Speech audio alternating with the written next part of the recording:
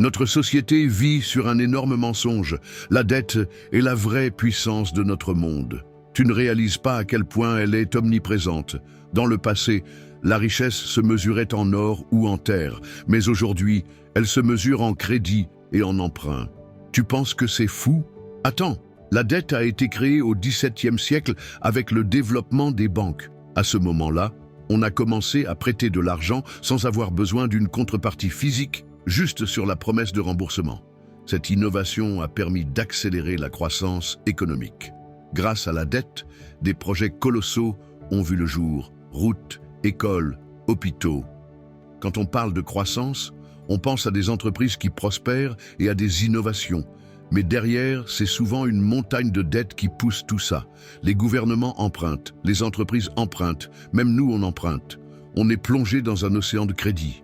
Et là où ça devient vraiment intéressant, c'est que sans ces dettes, l'économie pourrait s'effondrer. En effet, si un jour tout le monde décidait de ne plus emprunter, la bulle éclaterait. Les banques s'effondreraient et la croissance serait un lointain souvenir. C'est un équilibre fragile. Et tu sais quoi? Cette dette a même un côté positif. Elle permet de financer des projets qui peuvent générer encore plus de richesses. Le paradoxe, c'est qu'on dépend d'une structure qui repose sur l'endettement. Voici le plus incroyable.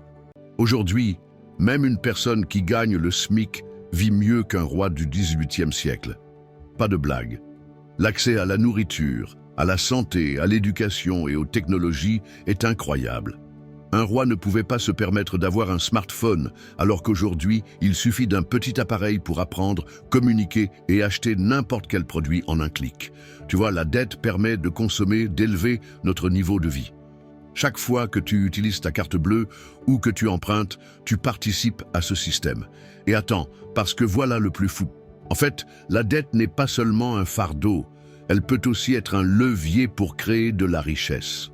Les entreprises, les gouvernements, les particuliers prospèrent grâce à elle. Ils investissent et génèrent des profits qui dépassent largement ce qu'ils doivent rembourser. Mais attention, il y a un revers à la médaille. Chaque fois que la dette augmente, les risques grandissent aussi. Des crises financières peuvent survenir et des millions de gens peuvent en pâtir. Plus on avance, plus le système devient instable. On vit dans une illusion où tout semble possible, alors que la réalité est beaucoup plus complexe. N'oublie pas, notre monde évolue grâce à la dette. Elle est partout et c'est grâce à elle que tu as accès à tant de choses aujourd'hui.